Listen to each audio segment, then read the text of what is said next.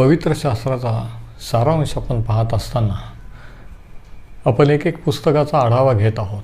एक पुस्तकाचा सारांश, थोडक्यामध्ये की त्या पुस्तकात काय विषय आहे, काय काय घटना आहेत आणि कोणकोणते धडे आपण शिकू शकतो. आणि सध्या आपण जुन्या करारात आहोत, इतिहासाच्या भागामध्ये. आणि आजचं आपलं अभ्यासाचं पुस्तक आहे पहिला शमूएल. आता हे पुस्तक एक बदलाचं पुस्तक आहे आणि बदल हे आपल्याला सहसा आवडत नसतात. समजा आपण घर बदलून एखाद्या नवीन ठिकाणी गेलो किंवा कामाच्या ठिकाणी नवीन अधिकारी आले, तर आपल्याला काही सवयी लागलेल्या असतात. आपल्याला जुन्या वातावरणाची किंवा कार्य करण्याची, काम करण्याची सवय लागलेली असते आणि म्हणून नवीन बदल झाला की आपण डिस्टर्ब होतो. त्याचप्रमाणे ज्यावेळेस सत्ता बदल होतो, इलेक्शननंतर सरकार बदलतं, त्यावेळी देखील बदल घडू लागतात. आणि बदल घडल्यानंतर नव्या गोष्टींना तोंड देण्याचं आणि आपल्यापुढे एक मोठं आव्हान असतं. आणि ह्या पुस्तकात आपण पाहतो पहिल्या शमूएलाच्या की एक मोठा बदल आहे. आतापर्यंत शास्ते म्हणजे देवाने नेमलेले अभिषिक्त लोक, देवाचे लोक इस्रायलींना चालवित आहेत, मार्गदर्शन करीत आहेत, त्यांची शत्रूंपासून सुटका करून देत नाहीत. पण ह्या पुस्तकात आपण पाहतो की पहिला शेवटचा जो शास्ता किंवा न्यायाधीश तो आहे शमूएल, जो शास्त्यांमधला शेवटचा शास्ता होता. त्याच्या काळाचा म्हणजे शास्त्यांचा काळाचा शेवट आणि राजेशाहीची सुरुवात ही पहिल्या शमूएलच्या पुस्तकात झालेली आहे. म्हणून बदल असा आहे की शास्त्यांचा काळ हा संपून राजांचा काळ सुरू होत आहे, हे आपल्याला पाहायला मिळतं. आणि पहिला जो राजा जो लोकांनी निवडला, लोकांची निवड होती, तो म्हणजे इस्रायलचा पहिला राजा शाऊल. ख्रिस्ती जीवन देखील एक बदलाचं जीवन आहे. दररोज परमेश्वर त्याच्या आत्म्याने, त्याच्या वचनाने आपल्याला आतून, आपल्या आत्म्यातून बदलत आहे, आपल्यामध्ये बदल करीत आहे. आणि जसं रोमकरास पत्र 8:29 सांगितलं आहे की आपल्या पुत्राच्या प्रतिमेप्रमाणे तो आपल्याला घडवत आहे. ही देवाची इच्छा, हा देवाचा उद्देश आहे. आणि पेत्राने त्याच्या पहिल्या पेत्राच्या 2 अध्यायात सांगितलं की आपण ह्या जगात प्रवासी असे आहोत, उपरे असे आहोत. हे जग आपलं कायमचं राहण्याचं ठिकाण नाही, परंतु ह्या जगामध्ये असताना जगातील परिस्थिती, घटना याच्यातून परमेश्वर आपला बदल घडवून आणत असतो. आपण बदलत चालतो.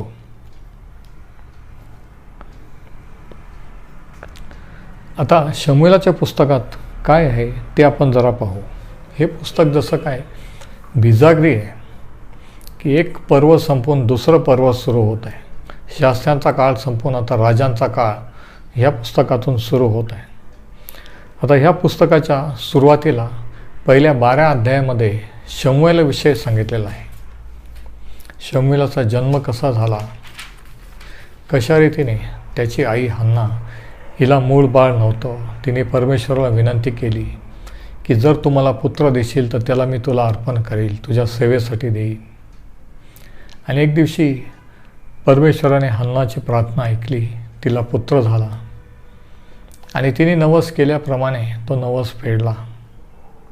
त्या पुत्राला परमेश्वराच्या मंदिरात एली जो याजक होता त्याच्याकडे नेऊन ठेवलं.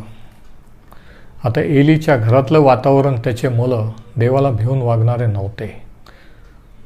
परंतु शमूएलाला एक दिवशी देवाने हाक मारून बोलवलं आणि एलीला पण ते खात्री पटली की देवाने शमूएलाला निवडलेला आहे. तो त्या ठिकाणी लहानचा मोठा झाला आणि मग तो इस्रायलाला परमेश्वराचं वचन सांगून मार्गदर्शन करू लागला.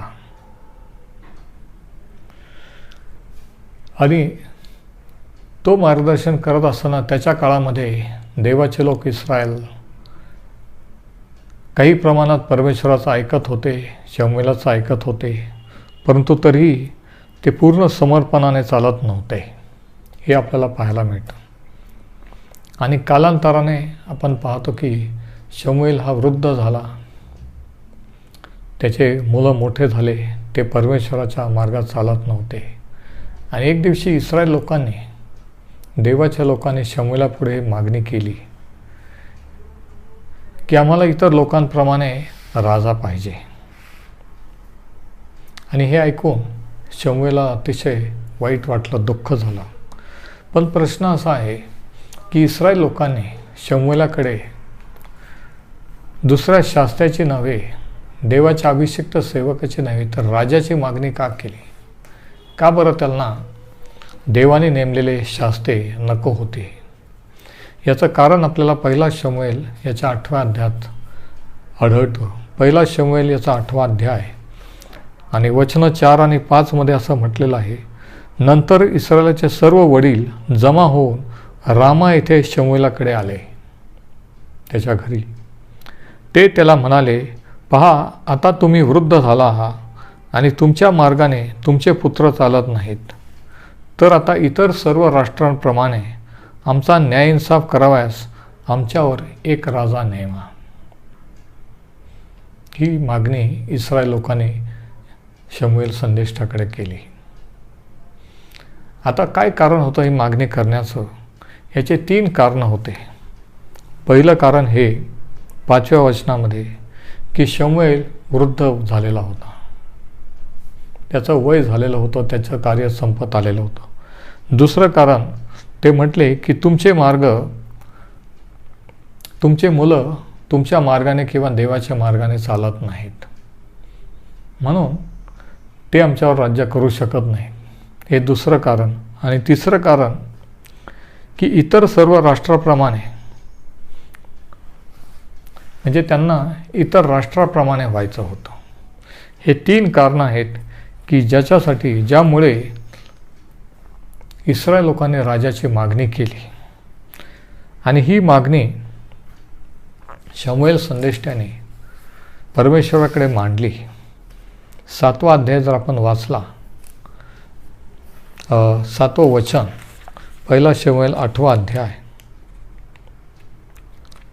6वं वचन आपण वाचू. आमचा न्याय इन्साफ करावयास आम्हाला एक राजा द्या, असे ते म्हणाले. त्यामुळे शमूएलाला वाईट वाटले. मग शमूएलाने परमेश्वराची प्रार्थना केली. त्याला दुःख झालं आणि त्यांनी प्रार्थना केली आणि देवाने काय उत्तर दिलं बघा. वचन 7, तेव्हा परमेश्वर शमूएलाला म्हणाला, लोक जे तुला सांगत आहेत ते सगळे ऐक, कारण त्यात ते तुझा धिक्कार करीत नाहीत, तर मी त्यांचा राजा नसावे म्हणून ते माझा धिक्कार करीत आहेत. बघा, हे परमेश्वराचं उत्तर की त्यांनी तुला नाही तर मला नाकारलेलं आहे, माझ्या लोकांना नाकारलेलं आहे. आता या ठिकाणी महत्त्वाचा धडा हा की ज्यावेळेस आपण देवाने नेमलेले लोक नाकारतो, त्यांच्या आज्ञेत राहत नाही, त्यावेळेस आपण थेट देवाला, परमेश्वराला नाकारत असतो. आणि मग पुढे परमेश्वराने सांगितलं की त्यांना काय परिणाम भोगावे लागतील राजा झाल्यानंतर. आणि ते शमूएलाने लोकांना कळवलं की तो राजा तुम्हाला कष्ट देईल, तुमचा छळ करील, तुमच्या मुलाबाळांना गुलाम करील, गुलामगिरीत नेईल, तो तुमच्यावर अधिक कर लादेल, तुमचा टॅक्स वाढवेल. आणि अशा प्रकारे त्याने त्यांना सांगितलं, परंतु लोकांनी ऐकलं नाही. आणि म्हणून लोकांच्या निवडीप्रमाणे त्यांनी शाऊल नावाच्या एक तरुणाला निवडलं. आणि अशा प्रकारे शाऊल हा इस्रायलाचा राजा झाला. नंतर 13 ते 15 या अध्यायामध्ये आपण पाहतो की शाऊल राजा झाल्यानंतर, तो राज्य करू लागल्यानंतर त्याने 3 मोठ्या चुका केल्या. तो राज्य करू लागला, तो गादीवर आला, परंतु परमेश्वराच्या सांगण्याप्रमाणे तो वागू लागला, लोकांचा छळ करू लागला, लोकांवर कर वाढले, लोक त्रासून गेले आणि 3 मोठ्या चुका त्याने केल्या. पहिली चूक जी त्यांनी केली ती ही की ज्यावेळेस परमेश्वराने अर्पण आणायला सांगितलेलं होतं त्यावेळेस शमूएल संदेष्टाची वाट न पाहता, शमूएलाला यायला उशीर झाला म्हणून शाऊलाने स्वतः ते अर्पण वेदीवर अर्पण केले. हे आपल्याला 13व्या अध्यायात वाचायला मिळतं. आता शाऊल हा राजा आहे, राजा होता, तो काही याजक नाही. अर्पण आणणं, वेदीवर अर्पण करणं हे राजाचं काम नव्हतं, याजकांचं काम होतं. पण या ठिकाणी शाऊलला राजा असल्यामुळे त्याला वाटतं की मी ते करू शकतो आणि त्याने देवाचा कायदा जसा हातात घेतलेला आहे आणि उतावळीपणे त्याने अर्पण केलेलं आहे. म्हणजे जी भूमिका, जे काम त्याचं नाही, जे याजकाचं आहे ते त्याने केलेलं आहे आणि अशा प्रकारे देवाची आज्ञा त्याने मोडलेली. दुसरी चूक जी त्याने केली ती ही की ज्यावेळेस युद्ध झालं, युद्ध पुकारण्यात आलं, त्याने असा नियम केला की जोपर्यंत मी आणि माझं सैन्य लढाई जिंकून येत नाही तोपर्यंत कोणीही काही खायचं नाही, असा कायदा केला. पण प्रश्न असा झाला, 14व्या अध्यायात आपण वाचतो की शाऊलाचा पुत्र योनाथान यानेच भोजन केलं होतं, याने जेवण केलं आणि राजाची आज्ञा मोडली. आणि कोणीतरी राजाला जाऊन सांगितलं आणि मग राजाने असं ठरवलं की आपला पुत्र योनाथान याला मरणदंडाची शिक्षा द्यायची. बघा कशा प्रकारचा राजा शाऊल राजा होता. ही दुसरी चूक त्याने केली की त्याने घाईघाईने एक कायदा किंवा एक नवस केला उतावळीपणे. आणि तिसरी जी मोठी चूक त्याने केली ती ही की परमेश्वराने ज्यावेळेस सांगितलेलं होतं की अमालेकांचा आणि ज्या काही त्यांचे जनावरं आहेत, त्यांच्या वस्तू आहेत, त्यांचा पूर्णपणे तुम्ही नायनाट करा, नष्ट करा, शाऊलाने तसं केलं नाही. 15व्या अध्यायात आपण वाचतो 20 आणि 21व्या वचनात, शाऊल शमूएलाला म्हणाला, मी तर परमेश्वराचा शब्द पाळला, परमेश्वराने मला पाठवले त्या मार्गाने मी गेलो आणि अमालेक्यांचा अगदी संहार करून त्यांचा राजा अगाग याला घेऊन आलो आहे. बघा या ठिकाणी तो शमूएल संदेष्टाचे खोटं बोलत आहे की मी पूर्ण आज्ञापालन केलेलं आहे, पण त्याने ते केलेलं नव्हतं. वचन 21, पण ज्या लुटीचा नाश करावयास होता त्याच्यातून लोकांनी उत्तम वस्तू म्हणजे मेंढरं व गुरे ही तुझा देव परमेश्वर याला गिलगाल येथे यज्ञ करण्यासाठी राखून ठेवली आहेत. म्हणजे काही जनावरं, गुरं, ढोरं त्याने राखून ठेवली होती आणि हे परमेश्वराच्या आज्ञेच्या विरुद्ध होतं. तर ह्या 3 मोठ्या चुका शाऊलाने केला आणि त्याच्यामुळे परमेश्वराने त्याला राजा होण्यापासून नाकारलं आणि अद्भुत रीतीने दाविदाची निवड केली. दावीद लहानपणापासून हुशार आणि पराक्रमी असा होता. त्याने गल्याथाला मारलं, गल्याथावर विजय मिळवला आणि हळूहळू त्याची ख्याती वाढू लागली, प्रसिद्धी वाढू लागली. तसं शाऊलाच्या मनामध्ये द्वेष, मत्सर, जेलेसी निर्माण होऊ लागली. आणि इतकंच नाही तर त्याने दाविदाला मारून टाकण्याचा, त्याला माहीत होतं की दावीद हा त्याच्यानंतरचा राजा आहे, देवाने निवडलेला अभिषिक्त राजा आहे, तरी त्याने त्याचे सोल्जर, त्याचं सैन्य पाठवून दाविदाला मारून टाकण्यासाठी तो त्याची वाट पाहू लागला. माणसं पाठवले आणि दावीद राजा काही वर्ष जीव मुठीत घेऊन डोंगरात राहिला, गुहेत राहिला. स्वतःला शाऊलापासून वाचवत राहिला. देवाने त्याचं रक्षण केलं आणि त्या काळामध्ये तो शाऊलापासून पळत असताना, लपून राहत असताना काही स्तोत्र संहितामध्ये लिहिलेले काही स्तोत्रही त्याने त्या ठिकाणी त्या अनुभवात लिहिलेले आहे. आणि मग आपण पाहतो की एक दिवशी युद्धामध्ये शाऊल राजा हा जखमी झाला. त्याने त्याच्या अंगरक्षकाला सांगितलं की मला मारून टाक, परंतु त्याने ऐकलं नाही आणि शेवटी शाऊलानेच स्वतः त्याचा जीव घेतला. त्याने आत्महत्या केली आणि अशा रीतीने शाऊल राजाचा अंत झालेला आहे. आणि त्याच्याऐवजी आता दावीद राजा इस्रायलात राजा झालेला आहे. म्हणजे ह्या पुस्तकाचे पहिल्या शमूएलच्या पुस्तकात दोन प्रमुख पात्र, दोन प्रमुख लोक आहेत. पहिला म्हणजे शमूएल संदेष्टा आणि दुसरा शाऊल राजा. आणि या दोघांच्या जीवनातून आपण दोन महत्त्वाचे धडे शिकू शकतो. पहिला धडा हा शमूएलापासून की वातावरण कसंही असलं पण देवाने जर आपल्याला निवडलेलं असलं तर आपण देवाचं कार्य पूर्ण करू शकतो.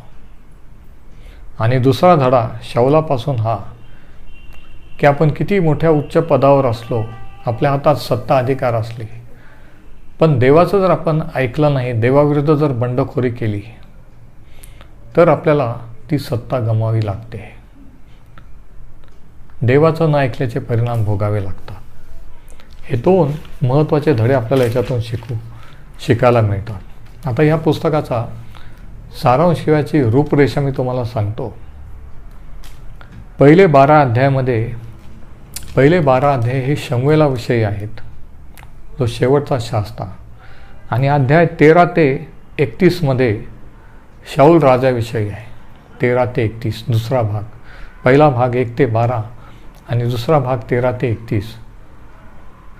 आता पहिल्या भागामध्ये 1 ते 12 मध्ये पहिल्या अध्यायामध्ये आपण पाहतो शमूएलाचा जन्म.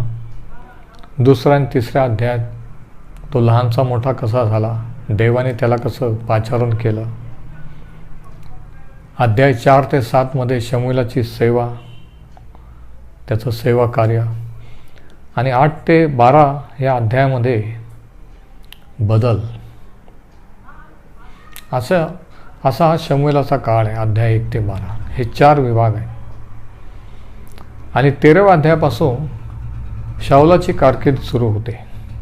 अध्याय 13 ते 16 मध्ये आपण पाहतो की शाऊलाची निवड, मग कशा रीतीने तो इस्रायल लोकांचा छळ सुरू करतो, त्रास देऊ लागतो, अस्वस्थ होऊन दावीद राजाच्या मागे लागतो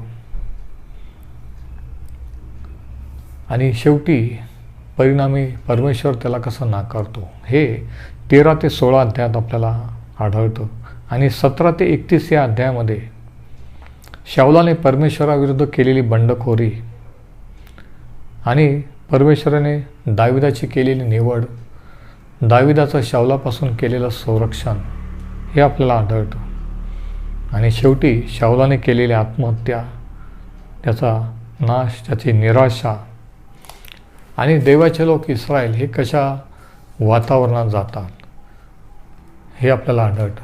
तर अशा रीतीने हे पहिलं शमूएलाचं पुस्तक आहे. आज आपण इथंच थांबू आणि पुढे काय होतं ते दुसऱ्या शमूएलाच्या पुस्तकात आपण पुढच्या संदेशात पाहू. परमेश्वर आपणास आशीर्वादित करो.